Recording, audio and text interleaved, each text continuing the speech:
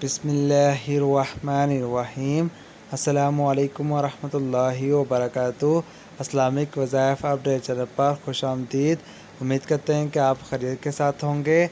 आज की इस वीडियो में हम आपको बताएंगे कि आप सूरतुल हब 7 दिन का अमल कैसे कर सकते हैं और आपका जो दुश्मन है, जो आपको हर कदम पे नुकसान पहुंचाना चाहता है, उससे आप कैसे बच सकते हैं और उसको कैसे नुकसान पहुंचा सकते हैं।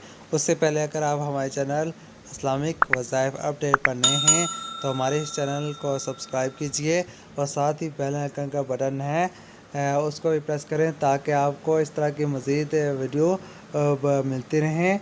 और इस वीडियो को दूसरे लोगों तक शेयर करना भी ना भूलें।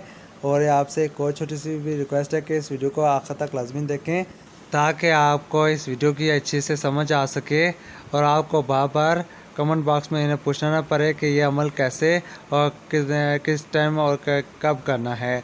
तो बढ़ते हैं आज की वीडियो की जानिब। 7 दिन का अमल बताने से कबल आपको इसके पस मंज़र के बारे में थोड़ा सा बताएंगे और आपको इस बारे में बताएंगे कि ये कौन से पारे में है।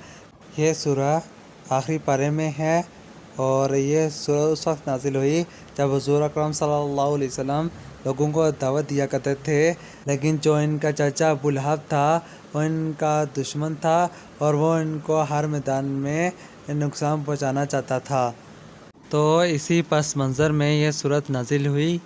तो अल्लाह पाक ने कुरान पाक में एक मुकम्मल सूरत नाजिल कर दी जो आखिरी पारे में है और इसको सूरतुल हब के नाम से याद किया जाता है। इसमें बाकायदा अल्फाज आए हैं तब्बत यदा अबी लहब व तब। तो अब आपको 7 दिन के अमल के बारे में बताते हैं, तो आपने बस वीडियो को आखिर तक लाजमी देखना है। ये वजीफ़ा करते वक्त आपने ना तो बिस्मिल्लाह पढ़नी है और ना दुरूद पाक पढ़ना है। तो अब आपको बताता हूँ कि ये वजीफ़ा आपने कैसे करना है।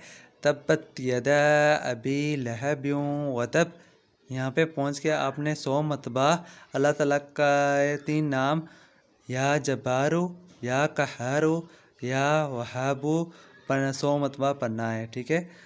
उसके बाद फिर मा अगना अन्हु मालुहु व मा कसब, इसके बाद फिर 100 मरतबा आपने या कहारू, या वहाबू, या जब्बारू पढ़ना है। तो इंशाल्लाह इस तरह इसको आपने 100 मरतबा पढ़ कर, ये जहाँ पे भी बे आता है, ठीक है, लास्ट पे बा आता है, उसके बाद आपने 100 मरतबा या कहारू, या वहाबू, या जब्बारू पढ़ना है, ठीक है। तो उसके बाद इसको मुकम्मल कर लेना है।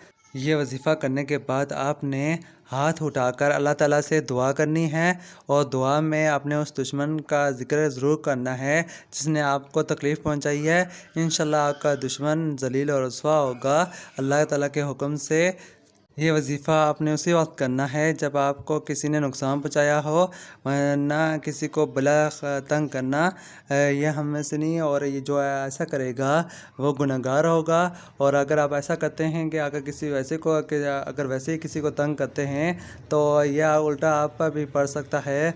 आज की वीडियो आपको कैसी लगी हमें कमेंट बॉक्स में लाजमी बताइएगा।